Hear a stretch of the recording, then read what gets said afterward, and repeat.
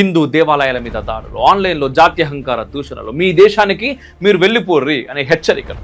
అసలు సిలికాన్ వ్యాలీలో ఏం జరుగుతుంది? అదే ఆఫీస్ క్యాబిన్స్కే పరిమితమైనంత కాలం వాళ్ళను మంచి వలసదారులుగా చూసారు. కానీ ఎప్పుడైతే వాళ్ళు పెద్ద పెద్ద కంపెనీలకు సీఈఓలుగా, ఫర్ ఎగ్జాంపుల్ సుందర్ పిచై, సత్యానాదెల్లా, ఇంద్రా నూయి వంటి వాళ్ళు ఎదిగిర్రో, సొంత ఇల్లు కొంటూ రాజకీయాలకు కూడా వచ్చుడు మొదలుపెట్టిర్రో, అప్పటి నుంచి అమెరికాలో ముఖ్యంగా కాలిఫోర్నియాలో దాదాపు 8కి పైగా హిందూ దేవాలయాల మీద దాడులు జరిగినాయి. వాటిపై నల్లటి క్రాస్ మార్కులు వేసి ధ్వంసం చేశారు. భారతీయులు చేతులతో అన్నం తినడాన్ని కూడా ఒక సామ్రాజ్యాన్ని నిర్మించడానికి రక్తాన్ని, చెమటను ధారపోసిన శ్రామికులను అదే సామ్రాజ్యం సగర్వంగా నిలబడ్డాక ఆక్రమణదారులు అని పిలవడం ఎంతవరకు న్యాయం?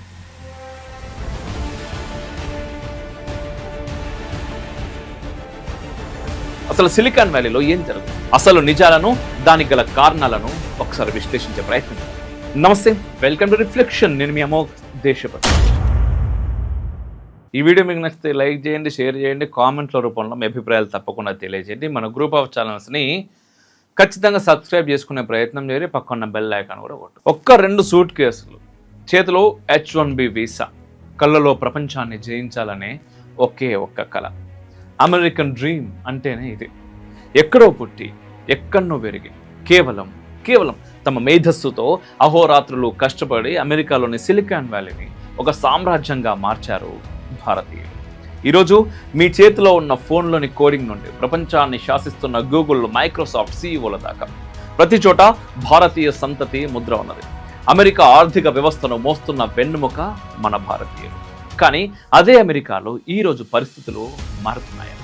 నిన్నటి దాకా గౌరవప్రదమైన మైనారిటీ, మోడల్ మైనారిటీగా చూసిన కళ్ళే ఈరోజు భారతీయులని తమ ఉద్యోగాలను, సంపాదనను దోచుకునే ఆక్రమణదారులుగా చూస్తున్నాయా? హిందూ దేవాలయాల మీద దాడులు, ఆన్లైన్లో జాత్యహంకార దూషణలు, మీ దేశానికి మీరు వెళ్ళిపోర్రి అనే హెచ్చరికలు. అసలు సిలికాన్ వ్యాలీలో ఏం జరుగుతున్నది? భారతీయుల శ్రమతో నిర్మించబడిన ఆ సామ్రాజ్యంలోనే ఈరోజు భారతీయులు ఎందుకు బలి పశువులు అవుతున్నారు? మన అమెరికన్ కళ నిజంగానే చెదిరిపోతుందా?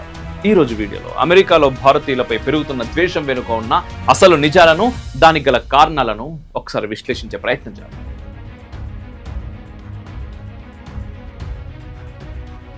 అమెరికాలోని సిలికాన్ వ్యాలీ కేవలం ప్రతిభ ఆధారంగా ఎదిగినటువంటి ప్రాంతం. ఒకప్పుడు భారతీయులు H1B వీసాతో పెద్ద కళలతో అక్కడ అడుగుపెట్టారు.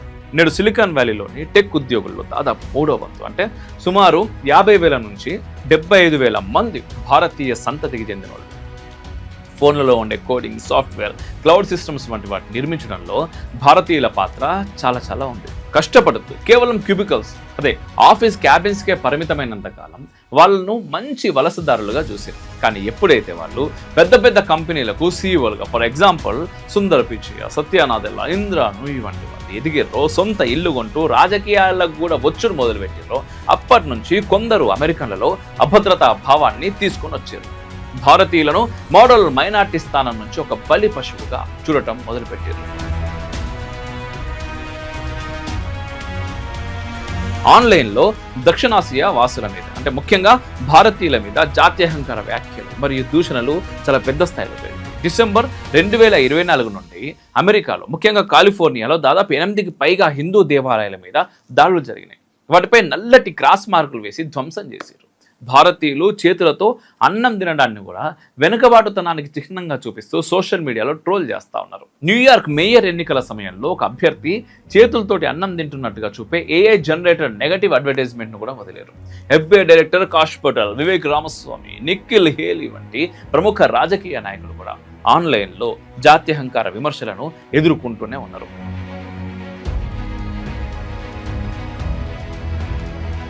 అమెరికా ప్రతిభను ఆహ్వానిస్తామని చెబుతుంది, కానీ భారతీయుల సంఖ్య పెరుగుతుంటే వీసా ఫీజులు పెంచుడు, గ్రీన్ కార్డ్ లభించడంలో దశాబ్దాల తరబడి ఆలస్యం చేసుడు వంటి నిబంధనలతో ఇబ్బంది పెడుతూనే ఉన్నది. ఇంత ద్వేషం ఎదురవుతున్నప్పటికీ అమెరికాలో భారతీయులే అత్యధిక ఆదాయం మరియు విద్యావంతులు కలిగిన సమాజంగా ఉన్నారు. అమెరికాలో సగటు కుటుంబం ఆదాయం $70,000 ఉంటే భారతీయ కుటుంబాల సగటు ఆదాయం $150,000గా ఉన్నది. భారతీయులు అమెరికా జనాభాలో కేవలం 1.5% మాత్రమే ఉన్నప్పటికీ అమెరికా మొత్తం ఆదాయ పన్నులు అది ఇన్కమ్ ట్యాక్స్ లో దాదాపు 5-6% వరకు భారతీయులే కడతా ఉన్నారు. వలసదారుల కష్టంతో ఒక సామ్రాజ్యాన్ని నిర్మించి ఆ తర్వాత వారు విజయం సాధిస్తే తట్టుకోలేకపోవడం సిలికాన్ వ్యాలీ యొక్క వైరుధ్యాన్ని మనకు చూపిస్తూ ఉంది. ప్రపంచవ్యాప్తంగా ఉన్న గొప్ప గొప్ప మేధావులంతా ఒక చోట చేరి భవిష్యత్తును నిర్మించవచ్చనే సిలికాన్ వ్యాలీ యొక్క ఆత్మ ఇటువంటి ద్వేషపూరిత పోస్టులు, దేవాలయాల మీద దాడులు మరియు వీసా తిరస్కరణల వల్ల క్రమంగా దెబ్బతింటా వస్తున్నది. ఒక సామ్రాజ్యాన్ని నిర్మించడానికి రక్తాన్ని చెమటను ధారబోసిన శ్రామికులను అదే సామ్రాజ్యం సగర్వంగా నిలబడ్డాక ఆక్రమణదారులు అని పిలవడం ఎంతవరకు న్యాయం? ఇది ఎలా ఉందంటే మ్యాచ్ గెలవాలని స్టార్ ప్లేయర్ని జట్టులోకి తెచ్చుకొని అతను ఎక్కువ పాయింట్లు స్కోర్ చేస్తున్నాడని ఏడవడం లెక్క. అమెరికా ఈరోజు ప్రపంచంలోనే సూపర్ పవర్లా నిలబడడానికి గల కారణం ప్రపంచ వ్యాప్తంగా ఉన్న అత్యుత్తమ మేధావులను తన దేశానికి రప్పించుకోవడం. కానీ ఈరోజు ఏ మేధస్సునైతే అమెరికా ఆహ్వానించిందో అదే మేధస్సు విదేశీ శ్వాస తీసుకుంటుందని కక్ష కడుతోంది. ద్వేషపూరితమైన ఒక్కో సోషల్ మీడియా పోస్ట్, దాడికి గురవుతున్నటువంటి ఒక్కో దేవాలయం, నిజంగా తిరస్కరణకు గురవుతున్నటువంటి ఒక్కో వీసా సిలికాన్ వ్యాలీ యొక్క ఆత్మను ముక్కలు చేస్తా ఉన్నారు. ప్రతిభ ఎక్కడున్నా గౌరవించబడే ఆ అద్భుతమైనటువంటి నమ్మకం నేడు అమెరికాలో క్రమక్రమంగా తగ్గిపోతా ఉన్నది. కానీ ద్వేషాన్ని పెంచుకుంటున్నటువంటి వాళ్ళు ఒక్కటి గుర్తుంచుకోవాలి, కేవలం 1.5% జనాభాతో ఉంటూ అమెరికా దేశానికి 6% పన్నులు కడుతున్న భారతీయులు ఆ దేశ ఆర్థిక వ్యవస్థకు భారం కాదు. ఆ దేశ ఆర్థిక వ్యవస్థే భారతీయులు. డబ్బు సంపాదించవచ్చు, భవనాలు కట్టుకోవచ్చు ఎన్నన్నా, కానీ కోల్పోయినటువంటి నమ్మకాన్ని తిరిగి సంపాదించుకోవడం నిజంగా సాధ్యం కాదు. ఒకప్పుడు ప్రపంచానికి ఆదర్శంగా నిలిచినటువంటి అమెరికన్ కళ నేడు కొందరి జాత్యహంకారం వల్ల ఒక పీడకలగా మారకూడదని ఆశిద్దాం. ఎందుకంటే ప్రతిభకు సరిహద్దులు లేవు, మేధస్సుకు రంగు లేదు.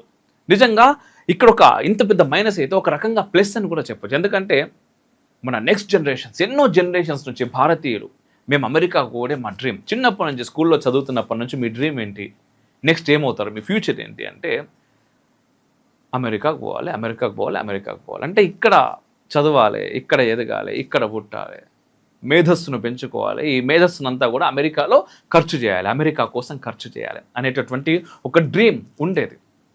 నిజంగా ఈరోజు భారత్ అభివృద్ధి చెందుతున్న దేశం నుంచి అభివృద్ధి చెందిన దేశంగా మారబోతుంది. ఈ దేశపు యువత యొక్క మేధస్సు ఈ దేశానికే ఖర్చు కావాలి. నిజంగా భారతీయులు ఖచ్చితంగా ఆలోచించాలి. ఎట్ ది సేమ్ టైం భారతదేశ ప్రభుత్వం కూడా ఈ విషయంలో కొన్ని అడుగులు ముందుకు రావాలి. అన్నిటికీ మించి కరప్షన్.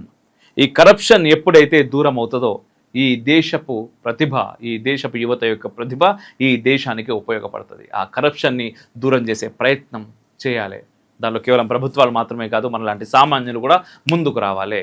అందరూ కలిసి కట్టుగా ఈ కరప్షన్ను దూరం చేస్తే ప్రతిభ ఎవరికి ఉంటే వాడే దేశాన్ని ఏలుతాడు. ఆ రోజు అతి త్వరలో మనం చూస్తాం. చూడాలని నేను కోరుకుంటున్నా. జై హింద్, మేరా భారత్ మహాన్.